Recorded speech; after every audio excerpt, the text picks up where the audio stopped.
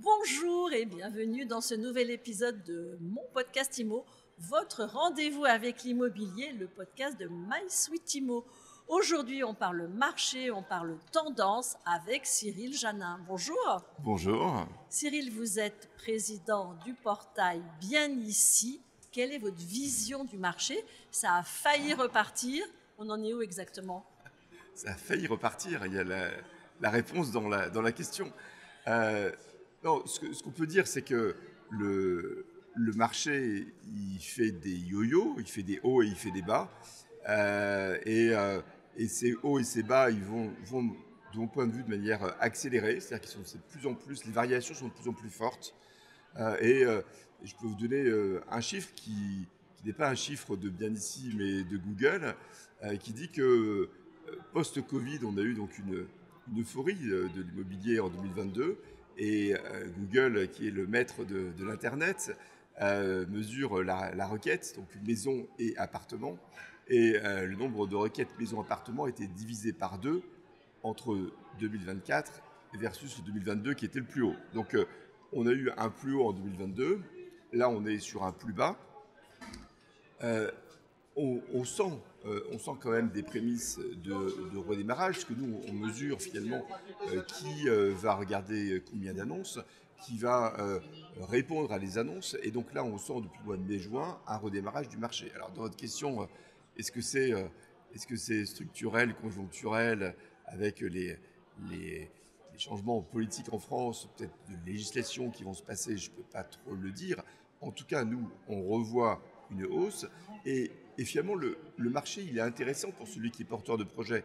On interroge un échantillon représentatif des Français, et on a 34% des Français qui sont en recherche d'un projet immobilier. Donc un Français sur trois, en ce moment, au moment où on se parle, se dit je veux acheter ou je veux louer. Euh, donc il y a de la demande, il y a des taux d'intérêt qui ont baissé, il y a des prix qui ont légèrement baissé. Mais il n'y a plus de gouvernement. Ouais, bon, après, je suis pas trop là pour faire la politique, et la vie s'arrête pas de tourner, en tout cas pour l'instant. Euh, et, et puis, il y a une chose qu'on oublie, c'est que euh, le, quand le marché se grippe un peu, les agents immobiliers reconstituent leur stock, parce que post-Covid, il n'y avait plus de biens à vendre. Là, aujourd'hui, les 34% de Français qui sont intéressés pour un projet immobilier, bah, ils ont que l'embarras du choix. Le nombre d'annonces a reflambé. On est à des plus 45, plus 70%. Tous ceux qui voulaient des maisons, qui voulaient aller sur la côte atlantique, sur Nantes, sur Rennes, bah, tout ça, ça a reflué. Je reviens à mon yo-yo de tout à l'heure. Donc on trouve trois éléments. On trouve une baisse des taux d'intérêt, on trouve une baisse des prix. Si on prend l'exemple de Rennes sur Bien Ici, on mesure une baisse des prix de présentation de 6%, 2024 versus 2023, et une hausse du choix. Donc, euh, post-Covid, il y avait des agences immobilières sur Paris qui n'avaient que 4 billets en portefeuille, en moyenne. Là, on est repassé à 12. Donc, il y a du contenu sur le portail de Bien Ici. On n'a jamais eu autant d'annonces depuis 2 ans. Donc voilà, trois facteurs qui me semblent positifs, même quatre. Un, structurellement, 34% des Français qui ont envie de faire quelque chose sur un projet immobilier. On a une baisse des taux d'intérêt, on a une légère baisse des prix, au moins dans les grandes villes. Et puis, on a du choix pour aller jusqu'au bout de son projet.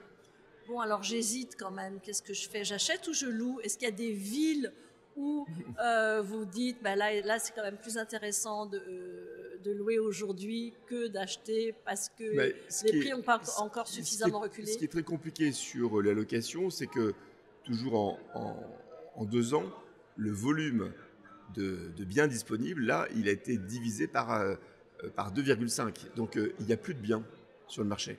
Euh, il y a un grand réseau, un des plus grands réseaux de location en France, d'administrateurs de biens, qui nous disait il y a 15 jours qu'ils n'allaient plus publier leurs annonces de location parce que quand il a publié une annonce, dans la journée, il y a 300, 400, 500 demandes, bien plus qu'il n'en faudrait. Et là, je reparle à nouveau des grandes villes françaises, hein, parce que c'est vrai que là, je généralise, mais il y a des villes qui ont des problématiques totalement différentes, mais au global, il n'y a plus d'offres de location, il y a énormément de demandes. Donc si vous posez la question, vous pouvez vous poser la question, mais vous allez être rattrapé par la réalité du marché et vous allez trouver très peu d'annonces. Très peu. Pour autant, les investisseurs ne se précipitent pas aujourd'hui pour faire de l'investissement locatif. Oui et non. Ça dépend des zones géographiques. Je donne un exemple qui est, par exemple, les Pyrénées-Orientales. Les Pyrénées-Orientales, c'est un des 3 départements les plus pauvres en France, plus pauvres en termes d'impôts sur le revenu, en termes de RSA.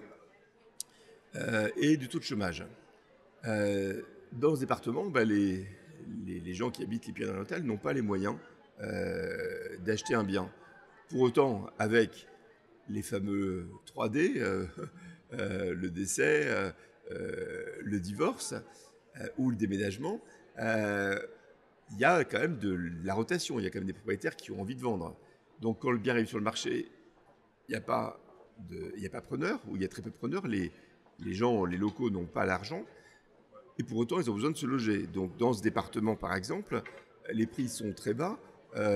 Sur une commune comme, je donnerai le nom d'Argelès-sur-Mer, on peut acheter à 1300, 1500 euros du mètre carré.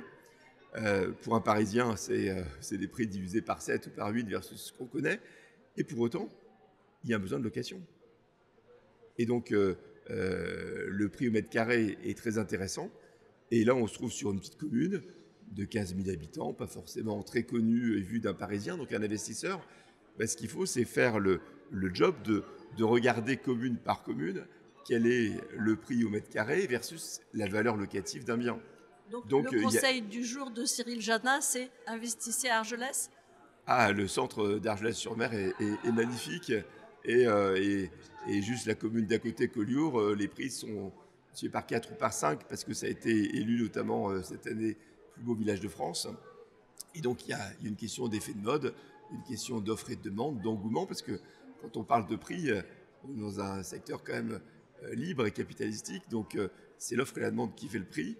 Et oui, pour votre question, acheter Argelès-sur-Mer, c'est plutôt un bon conseil, je pense, en tout cas pour louer. Dernière question, 2025, votre scénario sur le premier semestre en tout cas. Je serai plus assertif dans 15 jours quand on aura post changement de gouvernement, savoir si les Français, est-ce que ça leur fait peur ou pas, parce que je parle de taux d'intérêt, je parle de prix moyens, d'offres et de demande, mais c'est quand même le mental qui va faire se dire je prends un emprunt sur 15, 20, 25 ans. Est-ce que là, ce qui se passe en ce moment, ça va être de nature à casser les pattes à ce rebond qu'on voit depuis 4 ou 5 mois? Je ne sais pas encore. On aura, nous, d'ici une semaine, 15 jours, des chiffres. Je serai assez prudent, je pense. Je dirais, ça va peut-être ralentir un petit peu la reprise qu'on voyait venir. En tout cas, quand on interroge nos clients agents immobiliers sur Bien Ici, ils nous disent quand même que depuis 3 mois, ils ont une hausse des promesses de vente. Donc, rebond à venir. Est-ce que ça va être freiné par ce qui s'est passé au niveau politique? Je ne sais pas encore. Eh bien, on en reparlera le moment venu. Merci beaucoup, Cyril Janin. Merci, Ariane. Je rappelle que vous êtes président de Bien Ici et je vous dis à très vite pour un nouvel épisode de mon podcast IMO.